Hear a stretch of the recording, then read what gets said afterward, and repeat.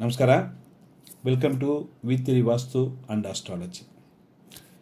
ಕರ್ಕಾಟಕ ರಾಶಿ ಗುರು ಸಂಚಾರ ಫಲ 2026 ಯಾವ ಥರ ಇರ್ತವೆ?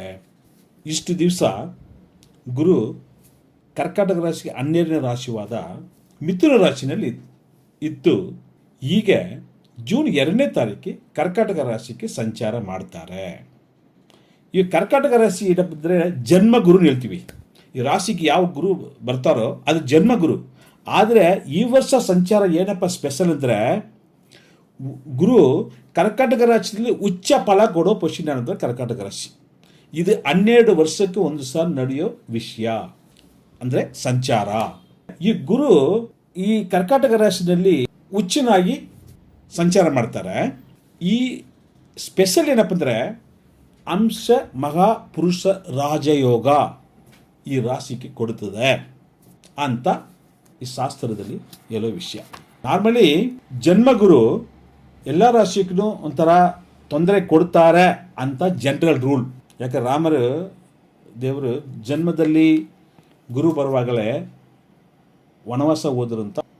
ಸೊ ಈ ಕರ್ಕಾಟಕ ರಾಶಿಯಲ್ಲಿ ಗುರು ಏನಪ್ಪ ಅಂದರೆ ಉಚ್ಚ ಪೊಸಿಷನ್, ಪವರ್ಫುಲ್ ಪೊಸಿಷನ್ ತಗೊಳ್ತಾರೆ. ಕರ್ಕಾಟಕ ರಾಶಿನಿಂದ ಈ ಗುರುಗೆ 3 ದೃಷ್ಟಿ ಇರ್ತವೆ. 5ನೇ ದೃಷ್ಟಿ, 7ನೇ ದೃಷ್ಟಿ ಆ್ಯಂಡ್ 9ನೇ ದೃಷ್ಟಿ. ಆವಾಗ ಏನಾಗ್ತಂದರೆ ಯಾವ ರಾಶಿನಲ್ಲಿ ಈ ಗುರು ದೃಷ್ಟಿ ಬೀಳ್ತವೋ ಅಲ್ಲಿ ಸ್ವಲ್ಪ ತುಂಬ ಒಳ್ಳೆ ಫಲಗಳೇ ಕೊಡ್ತಾರೆ. ಆ ಥರ ನೋಡುವಾಗ ಕರ್ಕಾಟಕ ರಾಶಿಯಲ್ಲಿರೋ ಗುರು 5ನೇ ದೃಷ್ಟಿನಲ್ಲಿ ವೃಶ್ಚಿಕ ರಾಶಿ 5ನೇ ಸ್ಥಾನದ ದೃಷ್ಟಿ ಬೀಳ್ತಾ ಇದೆಯೇ. ಇದು ಏನಪ್ಪ ಫಲ ಕೊಡ್ಬೋದು ಅಂದರೆ, ಈ ಕರ್ಕಾಟಕ ರಾಶಿ ಯಾರು ಇಷ್ಟು ದಿವಸ ಮಗು ಇಲ್ಲ ಅಂತ ಯಾರು ಫೀಲ್ ಮಾಡಿದಿರೋ ಅವ್ರಿಗೆಲ್ಲ ಇದು ಒಳ್ಳೆ ಟೈಮ್. ಯಾರೋ ಮಗು ತುಂಬ ವರ್ಷ ಮಗು ಆಗಿಲ್ಲ ಅಂದರೆ ಈ ಟೈಮಲ್ಲಿ ಮಗು ಪ್ಲ್ಯಾನ್ ಮಾಡಿ ಸರ್, ಒಳ್ಳೆಯ ವಿಷಯ ನಡೀತದೆ. ಅದೇ ಥರ 7ನೇ ದೃಷ್ಟಿ ಈ ಕರ್ಕಾಟಕ ರಾಶಿಯಿಂದ ಗುರು ಮಕರ ರಾಶಿ ನೋಡ್ತವೆ. ಇದು ಏನಪ್ಪ ಫಲ ಕೊಡ್ತದೆ ಅಂದರೆ, ಯಾರು ಇಷ್ಟು ದಿವಸ ಮದುವೆ ಆಗಿಲ್ವೋ, ಮದುವೆ ವಿಷಯದಲ್ಲಿ ನೀವು ಕಾಯ್ತಾ ಇದ್ದೀರೋ ಇವ್ರಿಗೆಲ್ಲ ಒಳ್ಳೆ ಶುಭ ಕಾರ್ಯ ಆಗೋ ಟೈಮ್. ಅದೇ ಥರ ಸರ್ ನಾನು ಬಿಸ್ನೆಸ್ ಮಾಡಬೇಕಂತ ಅಂದ್ಕೊಂಡಿದ್ದೀನಿ, ಎಕ್ಸ್ಪ್ಯಾನ್ಷನ್ ಮಾಡಬೇಕಂತ ಅಂದ್ಕೊಂಡು ಯಾರು ಇರ್ತೀರೋ ಅವ್ರು ಈ ಟೈಮಲ್ಲಿ ಬಿಸ್ನೆಸ್ ಶುರು ಮಾಡ್ಬೋದು. ಆದ್ರೂ ಒಂದು ಸಾರಿ ದಶಾಭುಕ್ತಿ ಚೆಕ್ ಮಾಡಿಕೊಂಡು ಮುಂದುವರ್ಸೋದು ಉತ್ತಮ. ಸರ್ ನಮ್ಗೆ ಪಾರ್ಟ್ನರ್ಶಿಪ್ ಶೇರ್ ಸೊ ಮಿಸ್ಅಂಡರ್ಸ್ಟ್ಯಾಂಡಿಂಗ್ ಇತ್ತು ಇಷ್ಟು ದಿವಸ ಅಂತ ಯಾರು ಫೀಲ್ ಮಾಡ್ತಿರೋ ಬಿಸ್ನೆಸ್ನಲ್ಲಿ ಅವ್ರಿಗೆಲ್ಲ ಇದು ಒಳ್ಳೆ ಟೈಮ್.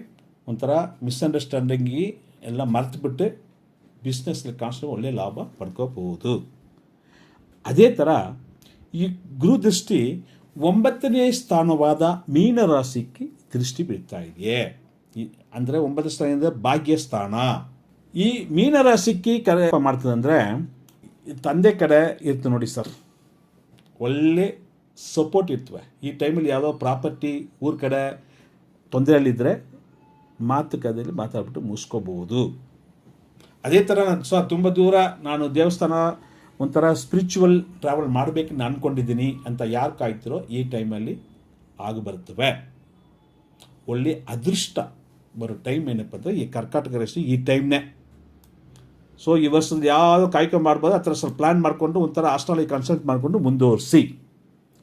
ಸರಿ ಸರ್, ನನ್ನ ಕೆರಿಯರ್ ಬಿಸ್ನೆಸ್ ಯಾವ ಥರ ಇರ್ತವೆ ಅಂದರೆ, ತುಂಬ ಜನಕ್ಕೆ ಉದ್ಯೋಗ ವಿಷಯದಲ್ಲಿ ಒಂದು ಚೇಂಜಸ್ ಇರ್ತವೆ.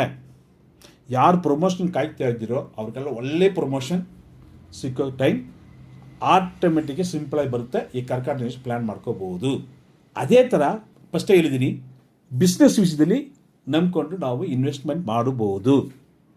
ಪಾರ್ಟ್ನರ್ಶಿಪ್ ವಿಷಯದಲ್ಲಿ ಪಾಸಿಟಿವ್ ಆಗೋ ಟೈಮ್ ಈ ಟೈಮ್. ಪಾರ್ಟ್ನರ್ಶಿಪ್ ಕಂಪ್ನಿ ಶುರು ಮಾಡಿದ್ರೆ ಒಳ್ಳೆ ಟೈಮ್. ಯಾರಿಷ್ಟು ದಿವಸ ನನ್ನ ಕೆಲಸ ಕಾರ್ಯ ಇಲ್ಲ ಸರ್, ನಾನು ಓಡಾಡ್ತಾ ಇದ್ದೀನಿ ಅಂತ ಅಂದ್ಕೊಂಡಿದ್ದೀರೋ ಅವ್ರಿಗೆಲ್ಲ ಇವಾಗ ಟ್ರೈ ಮಾಡಿರಿ ಸರ್. ಒಳ್ಳೆ ಸಂಬಳದಲ್ಲಿ ಒಳ್ಳೆ ಕಂಪನಿಯಲ್ಲಿ ಕೆಲಸ ಸಿಕ್ಕೋ ಚಾನ್ಸಸ್ ತುಂಬ ಚೆನ್ನಾಗಿರ್ತವೆ. ಅದೇ ಥರ ಫಿನಾನ್ಸ್ ರಿಲೇಟೆಡ್ ವಿಷಯ, ಹಣಕಾಸು ವಿಷಯ ಯಾವ ಥರ ಇದೆಯಾ ಸರ್ ಅಂದರೆ, ಸೊ ಈ ಗುರುದೃಷ್ಟಿ ಏನಪ್ಪ ಮಾಡ್ತಂದರೆ ಅಲ್ಲೇ ಸಾಲ ಯಾವುದೋ ಇದ್ದರೆ ಸ್ವಲ್ಪ ಎಲ್ಲ ಸ್ಟೆಪ್ ಬೈ ಸ್ಟೆಪ್ಪಾಗಿ ಕಂಟ್ರೋಲ್ ಮಾಡ್ತದೆ. ಮನೆ ತೊಗೋಬೇಕು, ಗಾಡಿ ತೊಗೊಳ್ಬೇಕು, ಪೂರ್ವಿಕದಲ್ಲಿ ನಾವು ಏನಾದರೂ ಪ್ರಾಪರ್ಟಿ ತೊಗೋಬೇಕು ಅಂದ್ಕೊಂಡಿರ್ಕೊಂಡು ಒಳ್ಳೆ ಟೈಮ್ ಪ್ಲ್ಯಾನ್ ಮಾಡ್ಕೊಂಡು ಮುಂದುವರಿಸ್ಬೋದು. ಏನೋ ಒಂದು ಅನ್ಎಕ್ಸ್ಪೆಕ್ಟೆಡ್ ನಿಮಗೆ ಒಂದು ಹೆಲ್ಪ್ ಬರುತ್ತೆ ಸರ್, ಅದು ಮಾಡ್ಕೋಬಹುದು. ಸೊ ಫಸ್ಟೇ ಹೇಳಿರೋ ಥರ ಮದುವೆ ವಿಷಯದಲ್ಲಿ ತುಂಬ ದಿವಸ ತಡೆ ಆಗಿರೋ ಮ್ಯಾರೇಜ್ಗಳು ಪಾಸಿಟಿವ್ ಆಗಿ ಆಗ್ತವೆ. ಗಂಡ ಹೆಂಡತಿ ವಿಷಯದಲ್ಲಿ ಒಳ್ಳೆಯ ಅಂಡರ್ಸ್ಟ್ಯಾಂಡಿಂಗ್ ಆಗಿ ಬರ್ತವೆ. ಮಗು ವಿಷಯದಲ್ಲಿ ಯಾಕೆ ಇಷ್ಟು ದಿವಸ ಮಗು ಆಗಿಲ್ವೋ ಅವ್ರ ವಿಷಯಕ್ಕೆ ಒಳ್ಳೆಯ ಯೋಗ ಇರ್ತವೆ. ಸೊಸೈಟಿನಲ್ಲಿ ನಿಮಗೊಂದು ಒಳ್ಳೆಯ ಮರ್ಯಾದೆ, ಒಂದು ನಿಮ್ಮ ಮಾತುಗೊಂದು ಮರ್ಯಾದೆ ಕೊಡ್ತಾರೆ ಸರ್. ಅದೇ ಥರ ಹೆಲ್ತ್ ವಿಷಯದಲ್ಲಿ ಏನಪ್ಪ ಅಂದರೆ ಚೆನ್ನಾಗಿ ಇಷ್ಟು ದಿವಸ ಯಾರು ತೊಂದರೆ ಫೇಸ್ ಮಾಡಿದಿರೋ ಅವ್ರಿಗೆಲ್ಲ ಒಂದು ಆರೋಗ್ಯವಾಗಿ ಪೊಸಿಷನ್ ಆಗಿ ಬರ್ತವೆ. ಆದರೆ ಜನ್ಮದಲ್ಲಿ ಗುರು ಇರೋದು ಸ್ವಲ್ಪ ಆವಾಗವಾಗ ಮನಸ್ಸಲ್ಲಿ ಒಂದು ಭಯ ಅಥವಾ ಒಂದು ಕನ್ಫ್ಯೂಷನ್ ಇಂಥ ವಿಷಯಗಳು. ಭಯ ಅಂದರೆ ಯಾವ ವಿಷಯ ಆಗ್ತಂದರೆ ಮೇಯ್ಲಿ ಏನಪ್ಪ ಸಾಲ ಇದೆಯಾ, ಈ ಪ್ರಾಪರ್ಟಿ ತೊಗೊಳ್ಳೋಣ, ಭಯ ಏನೋ ಲ್ಯಾಂಡ್ ತೊಗೊಂಡ್ರೆ ಸಾಲ ಆಗಿಬಿಡ್ತೀವಿ ಅಂಥ ಭಯ ಇರುತ್ತವೆ. ಆಮೇಲೆ ಅವ್ರ ಹೆಲ್ತ್ ಬಗ್ಗೆ ಭಯ ಬರ್ತವೆ. ಮನಸ್ಸಲ್ಲಿ ಸ್ವಲ್ಪ ಡಿಪ್ರೆಷನ್ಗಳು ಬರೋ ಚಾನ್ಸಸ್ ಇರುತ್ತವೆ. ಹೊಟ್ಟೆ ವಿಷಯದಲ್ಲಿ ಈ ಕರ್ಕಾಟಕದಲ್ಲಿ ಹುಷಾರಿರಬೇಕು, ಊಟದ ವಿಷಯದಲ್ಲಿ. ಸೊ ಆವಾಗ ಏನಾಗ್ತಂದರೆ ಅವೇನೋ ತೊಂದರೆ ಬಂದರೆ ಇಮಿಡಿಯೇಟ್ ನೋಡ್ಕೊಳ್ಳಿ ಸರ್. ಫುಡ್ ವಿಷಯದಲ್ಲಿ ಎಲ್ಲ ವಿಷಯದಲ್ಲೂ ಸ್ವಲ್ಪ ಕಂಟ್ರೋಲ್ ಇರಬೇಕು. ಮೇಯ್ನಾಗಿ ಕರ್ಕಾಟಕ ರಾಶಿನವರು ವೆಯ್ಟ್ ಆಗಲ್ಲ ಥರ ನೋಡ್ಕೊಳ್ಳಿ ಸರ್. ಸ್ವಲ್ಪ ಪ್ರಾಪರ್ ವಾಕಿಂಗ್ ಎಕ್ಸಸೈಸ್ ಮಾಡ್ತಾ ಇರಬೇಕು. ಸ್ವಲ್ಪ ಬಿಟ್ಟರೆ ಅಷ್ಟೇ ನಾವು ದಪ್ಪ ಆಗೋಕ್ಕೆ ಚಾನ್ಸಸ್ ಜಾಸ್ತಿ ಇರ್ತವೆ. ಸೊ ಇದೆಲ್ಲ ನೋಡುವಾಗ ಏನೂ ತೊಂದರೆ ಇಲ್ಲ ಈ ಕರ್ಕಾಟಕ ರಾಶಿನವ್ರಿಗೆ ಅಂತ ನಾನು ಹೇಳಿದ್ರು ಇದು ಸ್ವಲ್ಪ ವಿಷಯ ನಾನು ನೋಡಿದ್ದೀನಿ. ಸ್ವಲ್ಪ ಕೇರ್ಫುಲ್ಲಾಗಿ ತೊಗೊಂಡು ಮುಂದುವರಿಸ್ಬೋದು. ಒಳ್ಳೆ ಟೈಮ್ ಪ್ಲ್ಯಾನ್ ಮಾಡ್ಕೊಳ್ಳಿ ಸರ್. ಫರ್ದರ್ ಡೀಟೇಲ್ಸ್ ಬೇಕಾದರೆ ಆಸ್ಟ್ರಾಲಜಿ ಕನ್ಸಲ್ಟೆಂಟ್ಗೆ ಒಂದು ತೊಗೊಂಡು ಮುಂದುವರಿಸ್ಬೋದು. ನಮ್ಮ ಚಾನಲ್ ಯಾರು ಸಬ್ಸ್ಕ್ರೈಬ್ ಮಾಡೋ ಸ್ವಲ್ಪ ಸಬ್ಸ್ಕ್ರೈಬ್ ಮಾಡಿ ಸರ್. ತುಂಬ ವಿಷಯಗಳು ನಾವು ವೀಡಿಯೋಗಳು ಹಾಕ್ತಾಯಿದ್ವಿ. ನಮಸ್ಕಾರ. All the best.